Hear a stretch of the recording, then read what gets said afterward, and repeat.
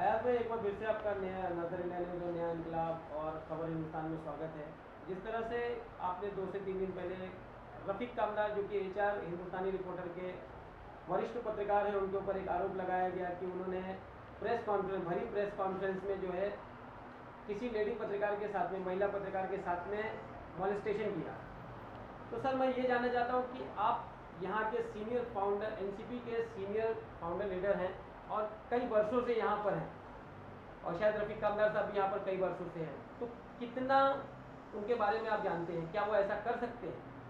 ये जहाँ तक मैं रफ़ीक भाई के ताल्लुक़ से ये जानता हूँ, रफ़ीक भाई मेरे बहुत पुराने दोस्तों में से हैं और माशाल्लाह से किसी ज़माने में पॉलिटिक्स में भी थे, रह चुके हैं। वो जनता दल में थे, उस ज़माने से मैं उनको जानता हूँ और एक अच्छे पत्रकार हैं। महानगर पेपर में थे, उस वक्त भी मेरी उनकी ताल्लुकात थे। मैं नहीं समझता हूँ कि मैंने आज तक अपनी पूरी इतने सालों की सियासत में और सोशल वर्क में मैंने रफ़ीक भाई को इस अंदाज़ में तो कभी देखा नहीं, या कहीं पर मैंने ये देखा भी नहीं कि किसी के नाम से रफ़ीक भाई का नाम जुड़ा हो। तो मैं समझता हूँ कुछ ज़्यादती है इस मामले में। जिस तरह से सर एक सिलसिला चल पड़ा है मुमरा पुलिस स्टेशन में झूठी एफआईआर दर्ज कराने का, शिकायत माफिया का नाम लिया रफ़ीक कामदार साहब ने। ये शिकायत माफिया, ये एक नई माफिया का शायद इंट्रोड्यूस कराया उन्होंने। झूठी शिकायतें दर्ज कराने वाले, ज़रा सा किसी ने वार मार लिया, फला का नाम जड़ दिया, कुछ हो गया, फला ने मुझे धमकी दी, झूठी एनसी दर्ज कराना, प्लस पुलिस स्टेशन का गैर जिम्मेदार रवैया। इस मामले में एक तरफा कार्रवाई हुई, एफआईआर दर्ज कर ली गई, ना तो दूसरे पक्ष की बात सुनी गई, ना दूसरे पक्ष से कांटेक्ट किया गया कि आखिर आप अपनी बात आकर बताएं। क्या कहेंगे सर, सीनियर फाउंडर लीडर होने के नाते शहर में सत्ता है आपकी पार्टी की, क्या कोशिशें हो सकती हैं कि इस किस्म की शिकायतों का सिलसिला बंद हो? इस किस्म की शिकायतें आ रही हैं कुछ लोगों की, लेकिन इसमें कैसा, मैं आपको पुलिस को कसूरवार इसलिए नहीं मानूंगा।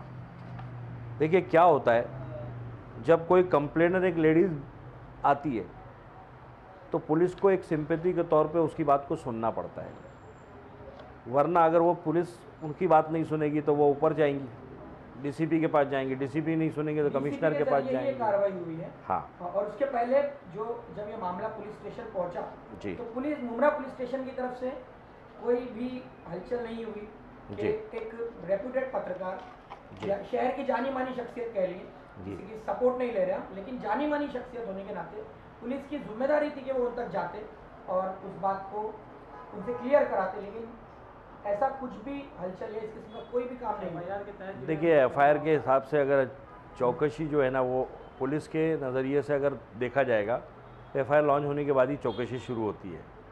तो पुलिस को मैं इसमें कटघरे में इसलिए नहीं खड़ा कर सकता कि पुलिस को कंप्लेंट लेनी, अगर आप भी एक कॉमन सिविलियन के तौर पर उसमें जाएंगे कंप्लेंट देने के लिए, तो आपकी कंप्लेंट लेनी होगी पुलिस को। नहीं लेंगे तो आप उसको चैलेंज कर सकते हैं, कोर्ट से भी ऑर्डर ला सकते हैं कंप्लेंट के लिए, केस रजिस्टर करने के लिए। हाँ, लेकिन मैं इसमें एक सलाह दे सकता हूँ पुलिस को कि इस तरीके से अगर कोई एफआईआर करने के लिए आ जाए, मुमरा का एक ट्रेंड चला है, ये मैं मानता हूँ कि बहुत से अच्छे लोग या अच्छे पॉलिटिशियंस या अच्छा सोशल वर्कर या अच्छा पत्रकार देखते हैं तो उसके पीछे एक बोगस एफआईआर दर्ज करने का एक सिलसिला चलता है। ये पुलिस का काम नहीं है, ये आम कुछ बिचौलिया, कुछ छुटभैये नेता, कुछ झोला छाप पत्रकार इस तरह की हरकत करते हैं कि एफआईआर लॉन्च करवाने के लिए। और पुलिस को चाहिए कि उसको बारीकी से अध्ययन करे, समझे, बूझे और फिर उसके बाद एफआईआर दाखिल करे। और मैं समझता हूँ कि माशाल्लाह से मुमरा पुलिस स्टेशन इस मामले में समझदार है। और डीसीपी साहब, आपने खुद अभी कहा कि डीसीपी साहब ने ये एफआईआर लॉन्च करवाई है, तो उसमें मुमरा पुलिस स्टेशन क्या कर सकती है? उनको तो दाखिल करना ही है एफआईआर उसमें।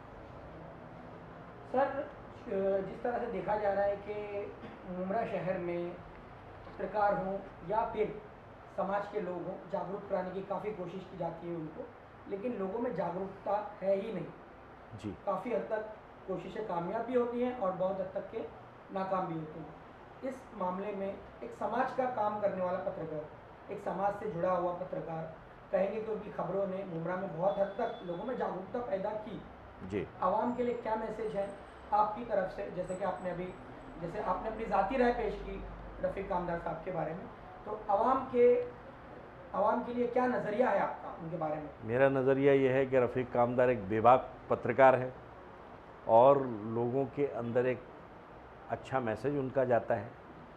तो जो अच्छा लोगों के बीच में रहता है उसे ही बदनाम करने की कोशिश होती है। तो इसीलिए मैं यही कहूँगा, रफ़ीक भाई से भी मेरी मशवरा ये है कि ऐसे बदनामियों से घबराने की ज़रूरत नहीं है, डट कर मुकाबला करें। देखिए, आपने देखा होगा इतने साल से मुझे पॉलिटिक्स में मुझ पर भी बहुत लोगों ने छीटाकशी करने की कोशिश की, लेकिन कामयाब कभी कोई नहीं हो पाया। तो डट कर मुकाबला करें और इंशाअल्लाह अल्लाह ने चाहा तो आप अगर सच पर हैं, हक़ पे हैं, तो आपका कोई बाल बाका नहीं कर सकता है। और माशाल्लाह से हिंदुस्तानी रिपोर्टर का अच्छा खासा मैं समझता हूँ सब्सक्राइबर काफ़ी है। उसको देखते हुए चैनल कामयाब है, अपनी बात रखी जा सकती है। अगर कहीं नाइंसाफ़ी हुई तो आवाम खुद उसमें जजमेंट देगी आगे जाके कि भाई आपके साथ नाइंसाफ़ी हुई, उनके लिए खुद आवाम खड़ी हो सकती है। अगर आपको ऐसा लगता है कि ये एफआईआर फेक है या ये एफआईआर फेक साबित होती है, जी, अभी तो अदालत कार्रवाई कर रही है और कार्रवाई होने के बाद ही इसमें जो पुलिस जांच में जो भी प्रशासन कार्रवाई करेगा, जांच करेगा, उसके बाद इसकी हकीकत सामने आएगी। जी। अगर ये एफआईआर झूठ साबित होती है तो क्या आप उनके साथ जाएंगे, उनकी किस तरह से आप हेल्प करेंगे? देखिए, अगर उनकी एफआईआर फेक साबित हुई, कोर्ट के अंदर वो अगर टिकी नहीं, तो रफ़ीक भाई खुद एक मानहानि का दावा कर सकते हैं। इज्जत हद तक का दावा होता है ना, उसमें मानहानि का दावा कर सकते हैं। और मैं समझता हूँ उतना तो रफ़ीक भाई खुद जानकार हैं और वो करेंगे इंशाल्लाह। देखिए, बस मैं एक शेर के साथ ही इसको एक मैसेज दे दूंगा आवाम के लिए और रफ़ीक भाई के लिए कि फ़ानूस बन के जिसकी हिफाजत हवा करे, वो शम्मा क्या बुझे जिसे रोशन खुदा करे।